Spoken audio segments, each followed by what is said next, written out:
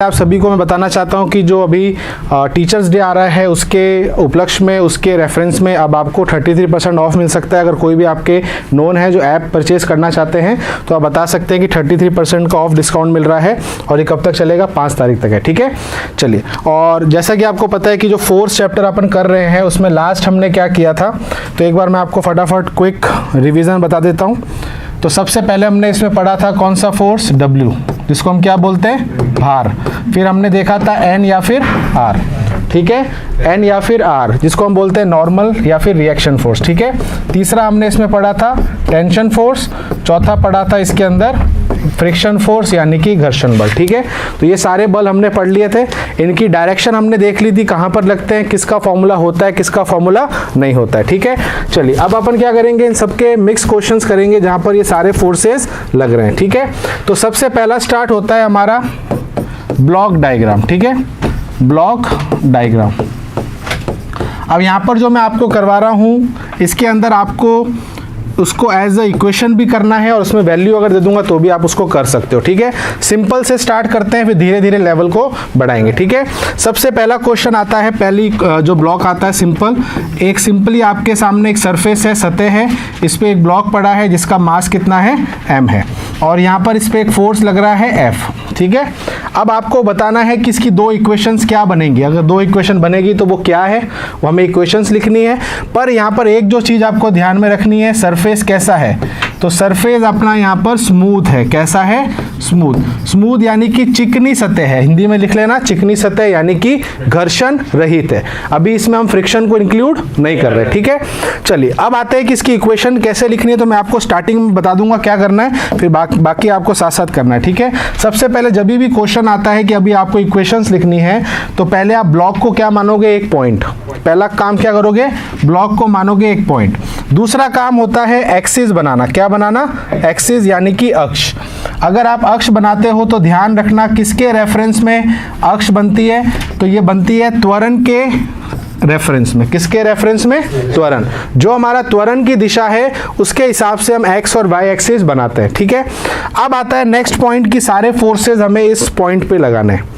अब आप मुझे देख के बताओ इसमें कौन कौन से फोर्स लग रहे हैं, जो हमें दिख रहे हैं, जो हमें नहीं दिख रहे हैं। सारे फोर्सेस बनाने। भार हमेशा लगता है तो ये नीचे लग जाएगा W, एक R या फिर N लगेगा, और एक ये लग रहा है F। वस्तु कहाँ जा रही है, इस दिशा में। हो गया। अब यहाँ पर दो इक्वेशन किसकी बनेगी, एक बनेगी x एक्सिस की और एक बनेगी y एक्सिस की। y एक्सिस और x एक्सिस। चलिए y एक्सिस में चलो लगाते हैं इक्वेशन। y एक्सिस में क्या वस्तु जा रही है क्या, नहीं, तो y एक्सिस में त्वरण नहीं है, एक्सेलरेशन नहीं है, तो ये वाला फोर्स इसके बराबर है। तो पहली इक्वेशन बन गई n बराबर mg। यस और नो, तो ये हमारी इक्वेशन नंबर 1 हो गई। दूसरी इक्वेशन अब लगेगी एक्स एक्सिस की। वो ऑब्जेक्ट किस में जा रहा है, एक्स एक्सिस में जा रहा है। तो एक्स एक्सिस में कितने फोर्स हैं, एक ही फोर्स है, और वही इसको घुमा रहा है या वही इसको आगे लेके जा रहा है, और वो कौन सा है, F। तो F बराबर क्या हो जाएगा, ma। तो F बराबर ma, इक्वेशन नंबर 2। तो ये आपको अभी सिंपल से स्टार्ट किया है ताकि आपको पता लग जाए करना क्या है। स्टेप समझ में आ गए। ब्लॉक लेना है, उसको पॉइंट मानना है, सारे बल उस पे बनाने हैं, फिर एक्स एक्सिस वाले और वाई एक्सिस वाले बल को आपको इक्वेट करना है। ठीक है, अब बात आती है कि अगर इस पे न्यूमेरिकल आ जाए तो क्या आ जाएगा। आपको मैं m का मान दे दूं, f का मान दे दूं, तो क्या आप a और n निकाल नहीं सकते क्या, निकाल सकते हो। चलो पहले ये उतार लो, फिर मैं आपको आगे समझाता हूँ।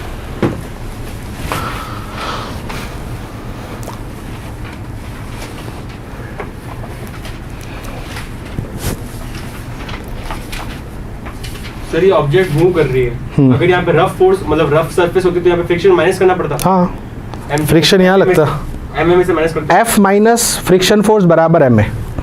अभी करवाऊंगा मैं, सब कराऊँ। पहला केस समझ में आया। Yes sir. अब धीरे धीरे मैं इसमें फोर्स को बढ़ाता हूँ। ठीक है, जब हो जाए तो बता देना। Yes sir.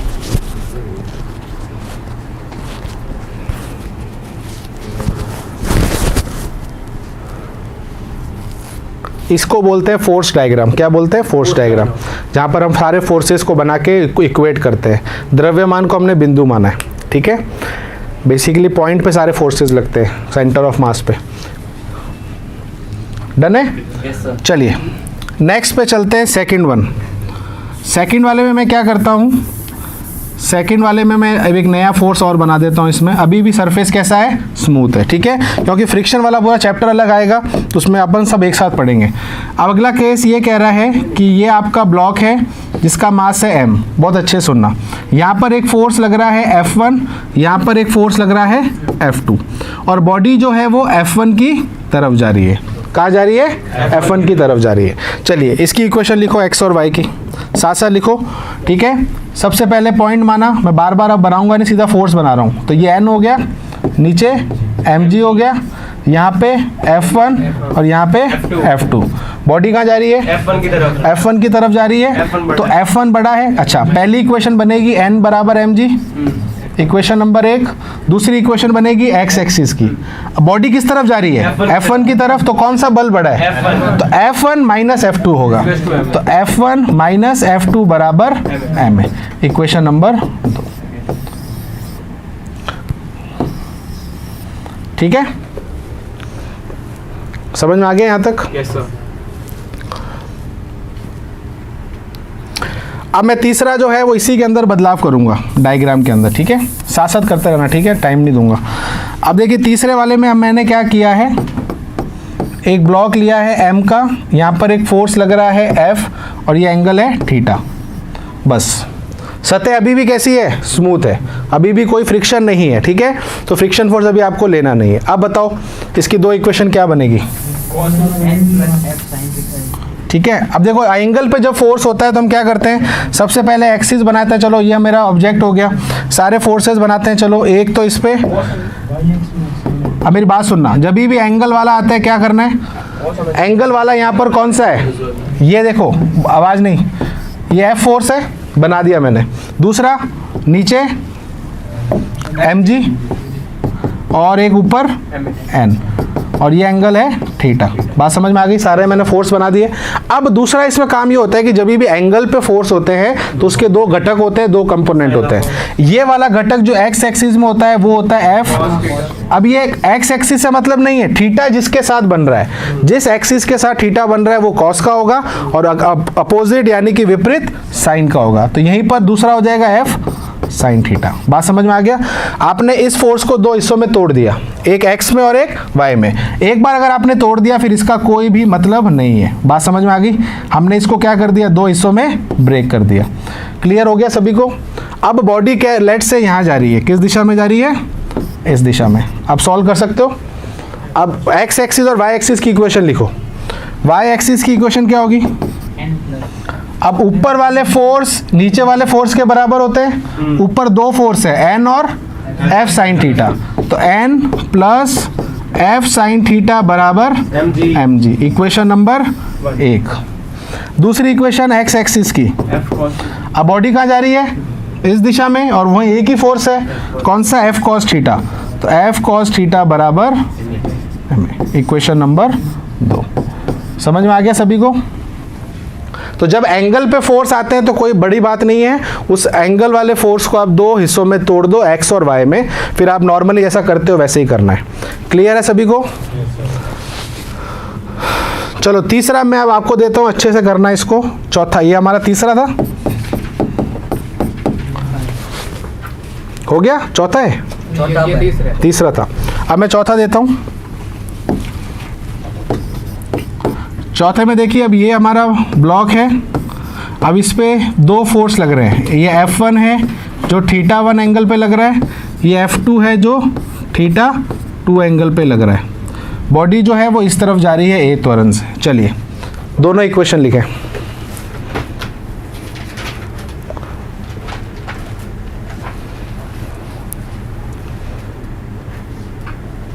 बॉडी की डायरेक्शन बहुत इंपॉर्टेंट है, किस तरफ जा रही है वो मेन है, क्योंकि इक्वेशन हिसाब से बनेंगी। पहला काम क्या करना है, पॉइंट मान लिया, एक्सिस बना दी, सारे बल बनाते हैं। चलो पहला बल देखो, दो बल तो एंगल पे है, ये वाला F1, ये वाला F2, ये एंगल थीटा 1, ये एंगल थीटा 2। इसके अलावा mg और n हो गया। अब आपको क्या करना है, जो एंगल पे होते हैं उसको दो हिस्सों में तोड़ना है। अब बताओ यहाँ पर कौन से टूटेंगे, F1 ये वाला हो जाएगा F1 cos θ1 और इसी दिशा में F1 sin θ1, इसके दो टुकड़े होंगे F2 cos θ2 और इसी दिशा में F2 sin θ2। हो गया। अब आपको इस ब्लू वाले का F1 F2 का कोई मतलब नहीं है। अब X वाले और Y वाले सब सिम बराबर करने हैं। बॉडी कहाँ जा रही है, X एक्सिस में जा रही है, तो चलिए Y एक्सिस का बनाओ।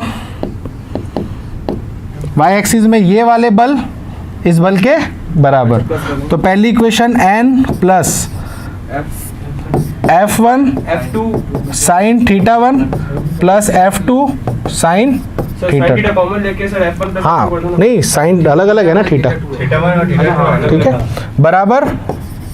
मैं वो डिपेंड करता है क्वेश्चन टू क्वेश्चन पे, ठीक है। मैं आपको जनरल इक्वेशन बता रहा हूँ। थीटा अगर बराबर हो जाएंगे तो आगे सॉल्व कर सकते हो आप, ठीक है। इक्वेशन नंबर 1 समझ में आ गई।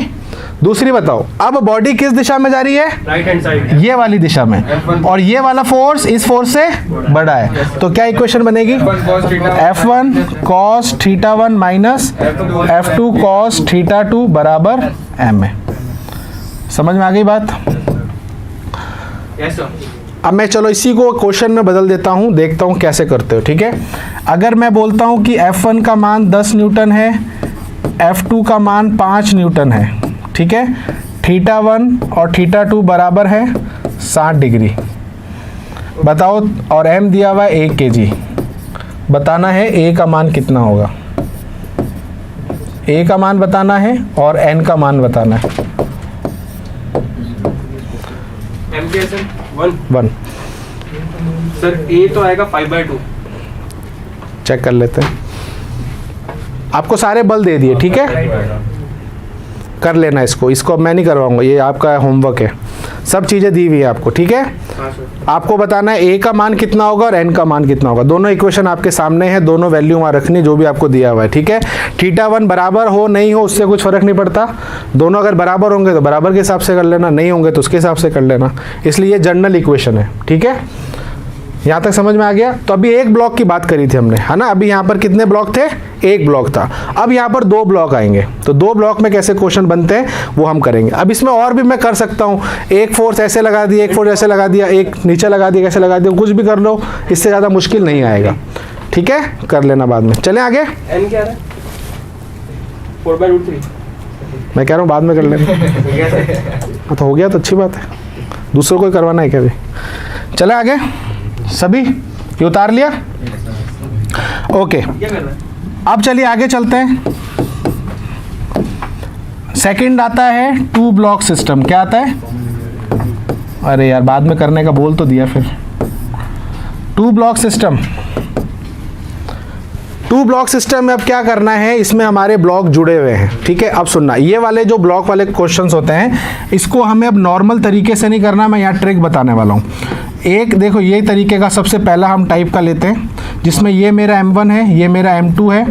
अब मैं बल किस पे लगा रहा हूँ, M1 पे, और ये वाला जो है अभी भी हमारा फ्रिक्शन नहीं है, घर्षण रहित सतह है, अभी भी फ्रिक्शन नहीं है। अब ऐसे क्वेश्चन को करने के लिए आपसे देखो 2 चीज़ें पूछते हैं। पहला तो वही त्वरण क्या है पूरे सिस्टम का, या फिर M1 का या फिर M2 का। अब मेरे को एक चीज़ बताओ, एक 2 ब्लॉक्स आपस में जुड़े हुए हैं, एक बॉक्स को आपने धक्का दिया तो उसमें त्वरण आया लेट्स से 2 मीटर पर सेकंड स्क्वायर, तो दूसरे में भी वही आएगा, क्योंकि दोनों एक दूसरे से क्या है, कनेक्टेड है। जो चीज़ें आपस में जुड़ी हुई होती हैं उनका त्वरण सभी का क्या होता है, सेम होता है। ये हमेशा ध्यान रखना, भली वो रस्सी से जुड़े हुए हों, भली वो चिपके हुए हों, भली एक रॉड से जुड़े हुए हों। जो ट्रेन होती है ना, ट्रेन सबने देखी है, ट्रेन जो होती है इसमें इंजन का जो त्वरण होता है वही हर बॉक्स का त्वरण होता है। बात समझ में आ रही है। तो जो डब्बे होते हैं इंजन के, सॉरी ट्रेन के, वो जो डब्बे होते हैं उनका भी त्वरण एक्सेलरेशन वो सेम होगा जो इंजन का है। तो ये सिम यहाँ पर ध्यान रखना, अगर बॉक्स आपस में जुड़े हुए होते हैं तो जो M1 का त्वरण है, लेट्स से M1 का त्वरण A1 है और M2 का त्वरण A2 है, और तो ध्यान रखना A1 A2 के हमेशा बराबर होगा। बात समझ में आ रही है। और यही अगर मैं पूछ लूँ पूरे निकाय का त्वरण क्या है, तो वो भी सेम है। बात समझ में आ रही है। तो ये सारे त्वरण एक दूसरे के क्या है, बराबर है। अब यहाँ 4 ब्लॉक भी लगा दूं तो कोई फर्क नहीं पड़ेगा, चारों का त्वरण क्या होगा, सेम होगा, जो पूरे सिस्टम का है, पूरे निकाय का है। ये सबसे इंपॉर्टेंट पॉइंट यहाँ से बनता है। अब मुझे एक चीज बताना है, सबसे पहले हमें क्या निकालना है, ए। अब यहाँ पर ट्रिक आपको बताने वाला हूं। अब इसमें क्वेश्चन दो तरीके के बनते हैं। पहला तो ये बनता है कि आपसे ये त्वरण पूछ ले, अगर आपने एक त्वरण निकाल दिया तो ऑटोमेटिकली सबका त्वरण वही हो गया। पहला तो हो गया त्वरण का केस। दूसरा आपसे पूछते हैं इन दोनों के बीच में क्या फोर्स है। आपने धक्का किसको लगाया, M2 को धक्का कौन लगाएगा, M1 लगाएगा। ये बल नहीं लगाएगा, हम नहीं लगाएंगे, हमने तो M1 को लगाया। अब ये बिल्कुल मत सोचना आपने अगर 10 न्यूटन लगाया तो ये M1 आगे पे 10 न्यूटन लगाएगा क्या, नहीं, उससे कम हो जाएगा, क्योंकि ये बीच में से ट्रांसफर भी तो हुआ है। आप किसी को 10 जूल एनर्जी दे रहे हो तो वो आगे जब जाके दूसरे को देगा तो ऑब्वियसली 10 थोड़ी देगा वापस, कुछ एनर्जी का लॉस होगा क्योंकि वो चल के गया है। बात समझ में आ रही है। तो जो आप 10 न्यूटन का यहाँ बल लगा रहे हो वो यहाँ पर अब अलग होगा। तो कुल मिला के हमें यहाँ पर ये वाला बल निकालना होता है। तो कुल मिला के इसमें दो चीजें हमें देखनी। हाँ सर, ये बॉडी जुड़ रही है ना साथ में, हाँ, तो फ्रिक्शन भी ज्यादा लगेगा, फ्रिक्शन डायरेक्ट। मैंने क्या बोला, अभी फ्रिक्शन है ही नहीं, अब मैं फ्रिक्शन लेस का सारा कॉन्सेप्ट ले रहा हूँ, ठीक है। आप कौन से फ्रिक्शन इन दोनों के बीच में, नहीं नीचे मतलब सरफेस, हाँ वो है, वो आएगा, अभी है नहीं ना, अभी अपन फ्रिक्शन लेस की बातें कर रहे हैं, ठीक है। फ्रिक्शन का पूरा चैप्टर अलग है, इसलिए मैंने अभी साथ साथ नहीं करवा रहा हूँ, ठीक है। अब मुझे एक चीज बताओ, एक तो हमें ए निकालना है और एक ये फोर्स दोनों के बीच में लग रहा है। अब इन दोनों वाले फोर्स को हम या तो ये बोल सकते हैं दोनों के ब्लॉक के बीच वाला फोर्स, या फिर वह फोर्स जिससे M1 M2 को धक्का दे रहा है। और हमें पता है न्यूटन का तीसरा नियम, एक्शन एंड रिएक्शन, M2 से M1 लग रहा है वो भी सेम ही होगा। कुल मिला के हमें एक ये निकालना है और एक ए निकालना है। अब यहाँ पर आती है ट्रिक की बात। अगर मैं बोलूँ ये पूरा का पूरा निकाय को मैं ऐसे बना दूं, क्या ये गलत है, क्या मुझे बताना। मैंने बनाया तो है नहीं है तो बनाया तो दे पहले। मतलब ये क्या बना दूं, क्या, हाँ सही है सर। नहीं सर, वो आपने तो पहले देख तो ले मैं क्या बना रहा। मैंने कहा जो मैं बना रहा हूँ देखो सही है कि नहीं सही है। चलो कोई नहीं, ओके। अब देखो यहाँ पर मैंने क्या किया, इन दोनों ब्लॉक को जोड़ के मैंने एक पूरा द्रव्यमान बना दिया। इस पूरे को मैंने एक द्रव्यमान मान लिया। अब इस द्रव्यमान पे फोर्स कितना लग रहा है, F, क्योंकि ये मैं क्यों कर रहा हूँ, मुझे त्वरण निकालना है। लेट से ये त्वरण निकाय का त्वरण है। मुझे बताओ इस A की वैल्यू क्या होगी, M1 plus M2, simple, F बराबर MA। अब यहाँ M टोटल क्या हो जाएगा, M1 plus M2 into A। तो A किसके बराबर हो गया, F upon M1 plus M2। ये A किसका है, इस पूरे निकाय का है। और अभी मैंने आपको स्टार्टिंग में बोला था जो इस पूरे निकाय का त्वरण है वो सारे ब्लॉक का त्वरण है। तो अगर आप ये त्वरण जो निकाल रहे हो यही M1 का भी त्वरण है, यही M2 का भी त्वरण है। त्वरण का हो गया, समझ में आ गया। तो एक्सेलरेशन निकालने के लिए क्या चाहिए, हमें सारे मासेस को जोड़ना है और ऊपर जो फोर्स आप लगा रहे हो उससे उसको डिवाइड कर दो। बात समझ में आ गई। तो हमारा क्या निकल गया, त्वरण। पहला केस समझ में आ गया। अब बहुत आसान है, सुनना। लेट से M1 को मैं गायब कर दूं, M1 की जगह में एक फोर्स लगा दूं, बिकॉज ये फोर्स कौन लगा रहा है, M1 ही लगा रहा है। लेट से मेरे पास एक M2 ब्लॉक है, इस पे एक फोर्स लग रहा है F12, यही तो हमें निकालना है F12। पर मुझे ये पता है कि A2 कितना है, पता है ना, A2 कितना है, जो ये A है। अब आप मुझे बताओ ये फोर्स कितना होगा। फोर्स का फॉर्मूला क्या होता है, F equals to Ma। M यहाँ पर कौन सा है, M2, जिस पे फोर्स लग रहा है, इनटू इसका त्वरण A2। और अभी मैंने बताया था A कितना है, लो ये आ गया ना फोर्स। Yes sir. बात समझ में आई, क्या किया, सुनना मेरी बात। आपने किस पे लगाया था, M1 पे। M1 किस पे लगा रहा है, तो पहले मैंने त्वरण निकाल दिया। वो त्वरण एक्सेलरेशन सबका सेम है। हमें पता है कि M2 का भी एक्सेलरेशन हमें आ गया, ये रहा। अब मुझे पता है कि ये कितने एक्सेलरेशन से घूम रहा है, इसका मास कितना है, हमें फोर्स निकालना है। तो ये force F equals to Ma होगा। बट यहाँ पर M कौन सा होगा, जिस पे फोर्स लग रहा है, कौन सा है, M2। और A कितना है, अभी निकाला। बात समझ में आ गई, दोनों चीज़ें हो गई। तो हमने निकाल दिया कि इस पे फोर्स कितना लग रहा है, और दूसरा हमने निकाल दिया उस पर त्वरण है। इसको मैं ढंग से वहाँ लिख देता हूँ, ठीक है। तो ये हमारा हो गया F12 कितना हो जाएगा, M2 इंटू A। और ये कितना हो जाएगा, M2 इंटू F बटा M1 प्लस M2। समझ में आ गया। तो ये शॉर्टेस्ट ट्रिक है। नहीं तो लॉन्ग ट्रिक में क्या है, इसका अलग फोर्स डायग्राम बनाओ, इसका अलग बनाओ, इतना टाइम नहीं है। शॉर्ट ट्रिक भी हमें आनी चाहिए। तो डायरेक्ट हमने क्या किया, ए निकाल दिया, ए निकालना बहुत आसान है, जो बल आप लगा रहे हो वो डिवाइड बाय टोटल मास। अब मुझे बताओ अगर यहाँ 3 आ जाएंगे तो क्या होगा, अभी उसके बारे में बात करेंगे, ठीक है। चलो पहले उतार लो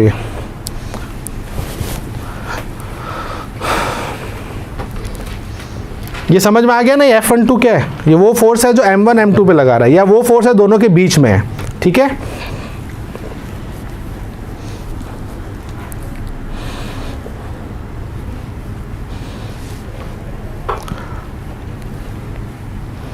सर आपने बोला कि अगर ये फोर्स ट्रांसफर करेगा ना तो थोड़ा सा कम होगा, अभी मैं प्रूव भी कर दूँ, तो वो एक्सेलरेशन भी कम होना चाहिए। नहीं होता। तू चल रहा है 5 की स्पीड पे, मैं चल रहा हूँ 10 की स्पीड में, मेरी स्पीड 10 से 8 हो गई, तेरी 5 से 3 हो गई। सर पर फोर्स कम हो रहा है ना, स्पीड अलग अलग कह रहा है ना तू। फोर्स का फॉर्मूला क्या होगा, m में, तो सर m भी मतलब a भी तो कम होगा, मास तो वो क्यों हो रहेगा, मास तो चेंज कर फोर्स नहीं तो क्वेश्चन क्या है, क्वेश्चन ये है कि आप कह रहे हो सर फोर्स कम होता है जब वो ट्रांसफर करते हैं, हाँ ठीक है, तो एक्सेलरेशन भी तो कम होना चाहिए। एक्सेलरेशन कम नहीं हुआ, फोर्स कम क्यों हुआ, ड्यू टू दिस इंटरनल जो बीच में ट्रांसफर होता है, तो क्योंकि एक्सेलरेशन भी तो उस पे लगा रहे हैं। एक्सेलरेशन तो आया पूरे सिस्टम का, एक्सेलरेशन सिस्टम का, सुनना मेरी तो कंफ्यूज इसलिए हो रहा है। मैं ये नहीं कह रहा हूँ कि जितना फोर्स इस पे लग रहा है उतना उस पर लगेगा, मैं ये बिल्कुल नहीं कह रहा हूँ, क्योंकि ये भी तो मूव कर रहा है। आपने M1 को धक्का दिया, M1 चला तो काइनेटिक एनर्जी आई ना, तो वो काइनेटिक एनर्जी कुछ एनर्जी ले गई, तो वो कुछ फोर्स उसका वहाँ चला गया। अब तो सोच, अगर मैंने किसी ब्लॉक को धक्का दिया 10 न्यूटन से, भी करेगा। हाँ 10 न्यूटन का मैंने फोर्स दिया, तो आगे जाके वो 10 से थोड़ी लगाएगा सेम, वो खुद ने भी तो एनर्जी ली है ना, तो वो सेम फोर्स अगले पे लगा ही नहीं सकता। जैसे जैसे आगे बढ़ता जाएगा फोर्स कम होता जाएगा, पर जो स्पीड चेंज होने की जो रेट है वो सबकी सेम है। बात समझ में आ गई। मैं ये नहीं कह रहा हूँ सबकी स्पीड सेम होगी, मैं कह रहा हूँ उनकी जो रेट है चेंज होने की वो सेम होगी।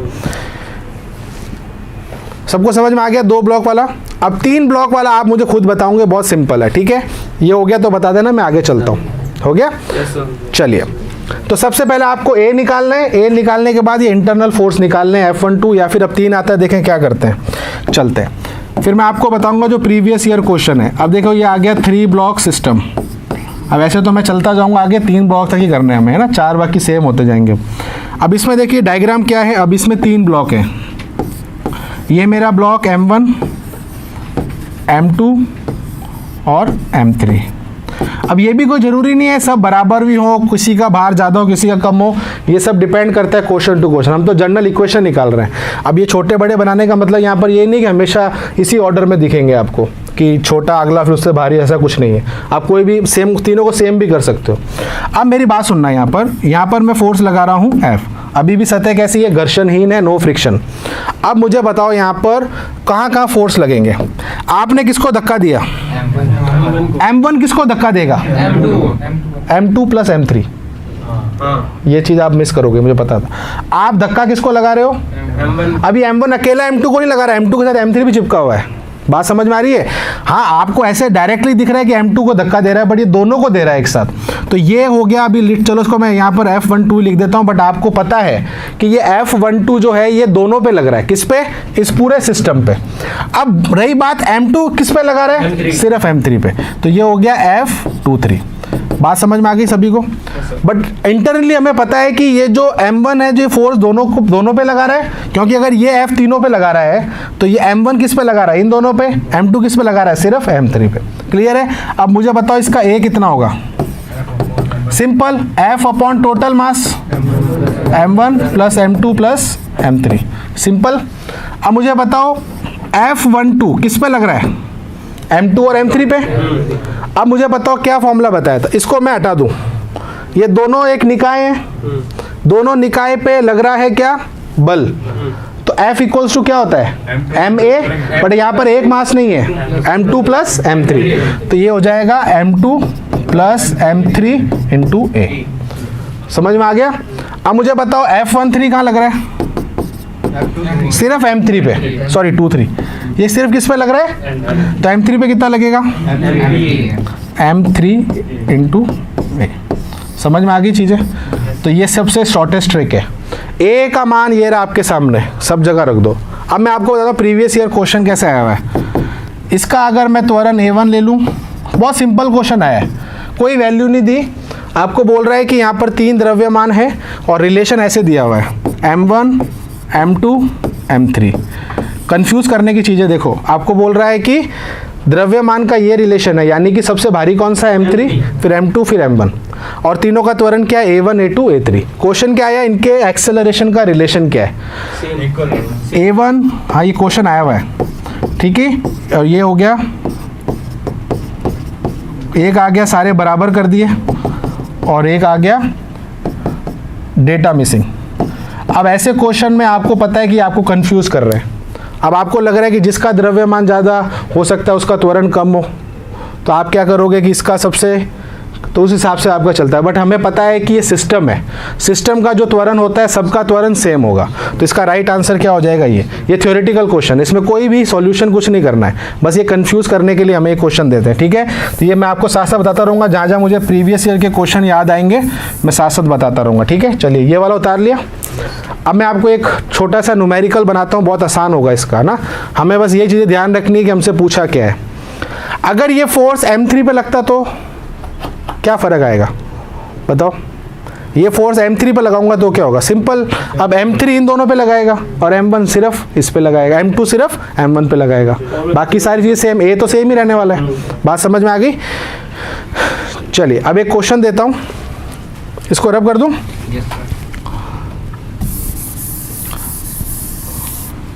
क्वेश्चन है, 3 ब्लॉक हैं, ये है 1 kg, 2 kg, 3 kg, और इस पे फोर्स लग रहा है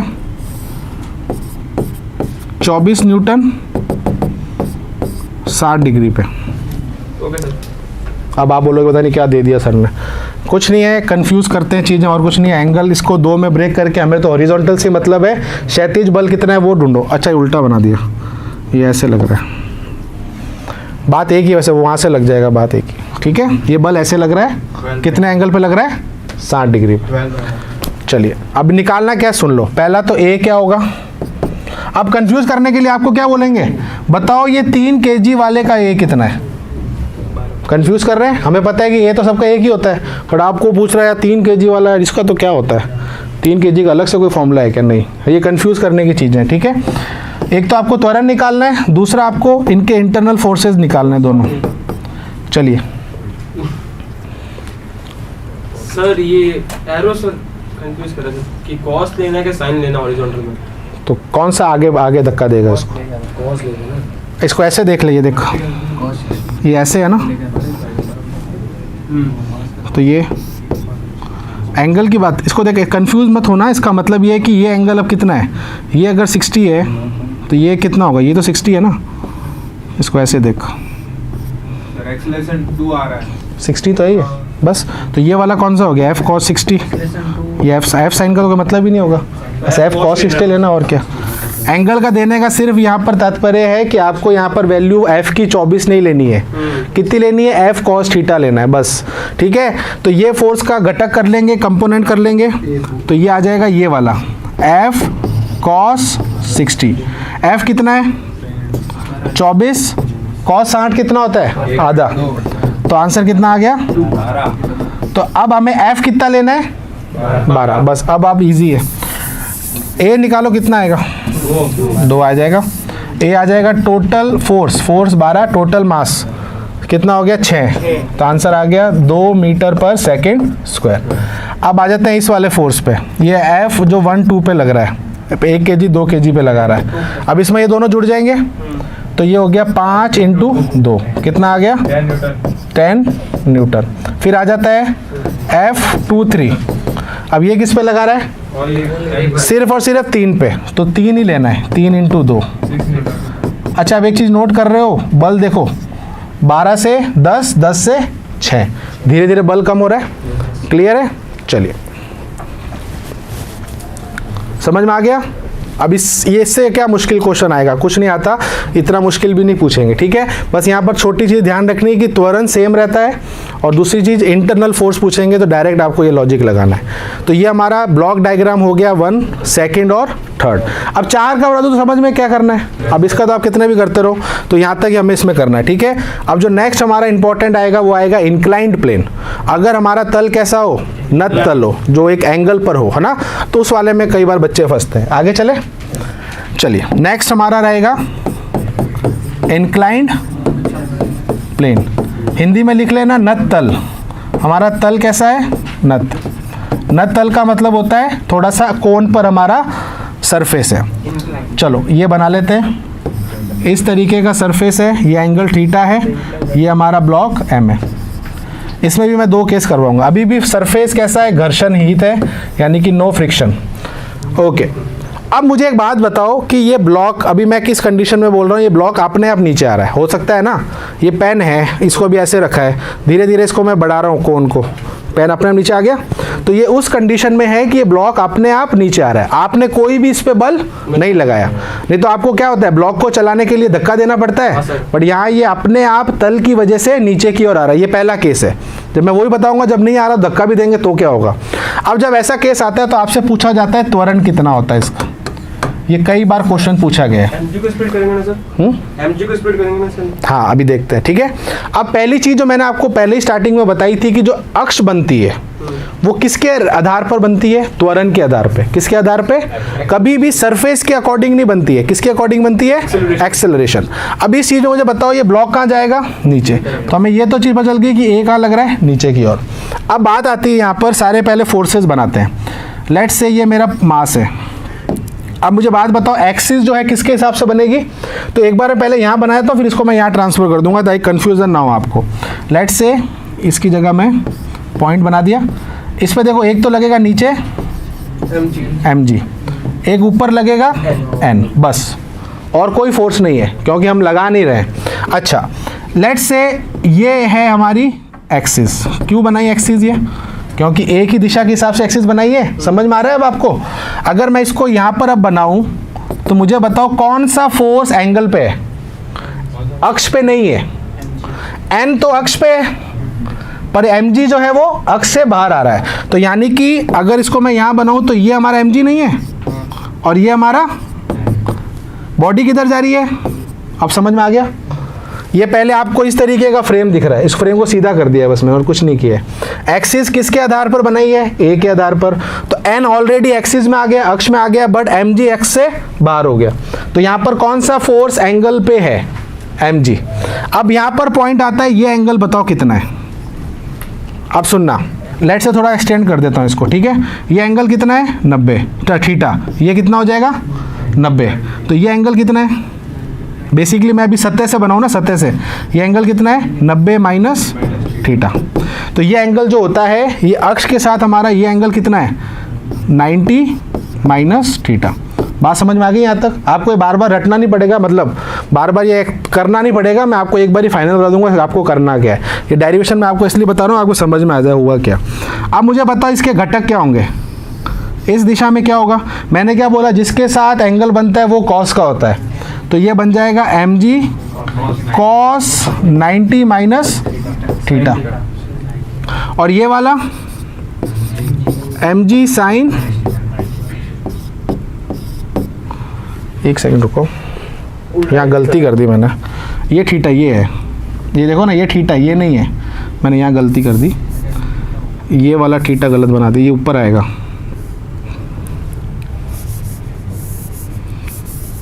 देखो वापस, ये हमारा एम जी है, ये एंगल है ना, ये एक्स और इसके बीच में, ये वाला नहीं है, मैंने ये बना दिया था। ये एंगल है 90 माइनस थीटा, ठीक है।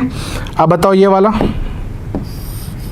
ये हो जाएगा m g cos 90 minus theta, और ये वाला एम जी साइन। अब क्या होता है, कई बार ना बच्चे रटते हैं, मैं ये क्यों बता रहा हूँ सुनना, क्योंकि हमें क्या लगता है क्षैतिज हमेशा कॉस थीटा होता है। अभी आप यहाँ देखना कि था वो कॉस थीटा, पर जब हमने इसको सॉल्व किया ये क्या बन गया? तो इसको मैं क्या लिख सकता हूँ? एम जी साइन थीटा, और इसको क्या लिख सकता हूँ? M g cos theta. तो बस बच्चे यहाँ कंफ्यूज हो जाते हैं कि सर आप पहले तो हॉरिजॉन्टल को साइन कॉस थीटा बता रहे थे, अब ये साइन थीटा कैसे हो गया? तो समझ में आया कैसे हुआ साइन थीटा? 90 माइनस थीटा करके हुआ है। अब अगर मैं इसको सरल वापस डायग्राम बनाऊँ तो मुझे बताओ कौन कौन से फोर्स हैं? एन, नीचे कौन सा है? एम जी कॉस थीटा, और इधर अब आप मुझे बता सकते हो कौन सा बल इसको नीचे ले जा रहा है? Sine theta. mg sine theta. अब समझ में आया ये खुद ब खुद नीचे कैसे जा रहा है, क्योंकि इस mg का घटक, इस mg का एक कंपोनेंट इसको नीचे ले जा रहा है। अपने आप तो कोई चीज़ नीचे जाती नहीं, कोई ना कोई फोर्स वहाँ पर काम कर रहा है तभी तो नीचे जा रहा है। अब मुझे बताओ त्वरण की दिशा क्या है। आप सिंपल इक्वेशन नहीं बना सकते क्या?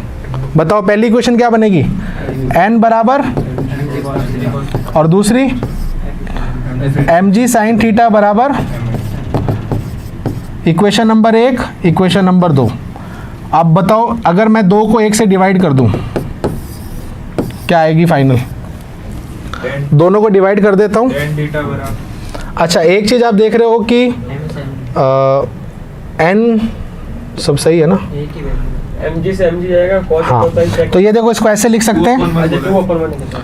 कौन सा वाला? नहीं सर सही है, तो tan हो जाएगा। हाँ बेसिक डिवाइड नहीं करना इसमें, सॉरी जरूरत ही नहीं पड़ रही क्योंकि ए निकालना है हमें, वो बाद में आएगा। सॉरी इसी इक्वेशन से ए का मान आ जाएगा, 2 की जरूरत ही नहीं है। एक तो यहाँ से देखो m से m कट जाएगा तो ए का मान क्या आ गया, g साइन थीटा। ये आया हुआ है कई बार, बात समझ में आ गई?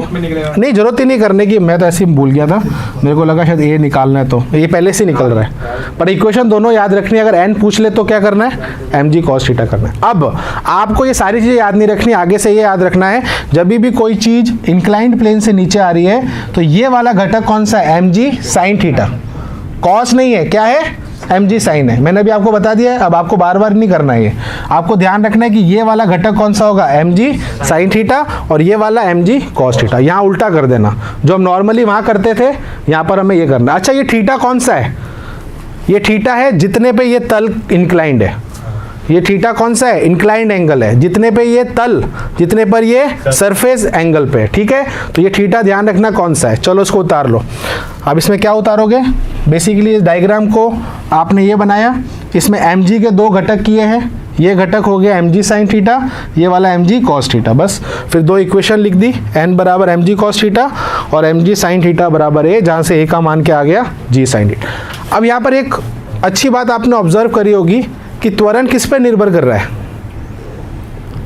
त्वरण जो आया है वो किस पे डिपेंड कर रहा है, सिर्फ और सिर्फ एंगल पे। g तो कांस्टेंट है, अगर धरती पे बात करें तो g का मान क्या है, नियत है। तो ये सिर्फ और सिर्फ किस पे डिपेंड करता है, यानी कि मास पे डिपेंड नहीं कर रहा है। आपका ब्लॉक कितना भारी है उससे कुछ फर्क नहीं पड़ता है, वो सिर्फ और सिर्फ किससे फर्क पड़ेगा, उसका कोण कितना है, कितने पर आपने उसको इंक्लाइंड किया हुआ है। क्लियर है? तो ये अच्छी ऑब्जर्वेशन है, ये क्वेश्चन आया हुआ है कि ये जो त्वरण होता है ये किस किस पे डिपेंड करता है, किस पे नहीं करता है। जी को अगर हम नियत मानते हैं, धरती पे मानते हैं, सिर्फ और सिर्फ साइन थीटा पे डिपेंड करेगा। सर पर अगर ये तो केस देंगे ना, केस पर फ्रिक्शन नहीं करेगा। हाँ फ्रिक्शनलेस पे है ना ये। फ्रिक्शन को तो चेंज हो जाएगा। हाँ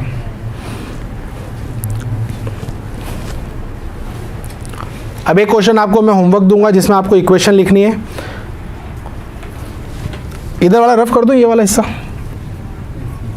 ये लिख लिया। इधर डायग्राम बना देता हूँ, ठीक है।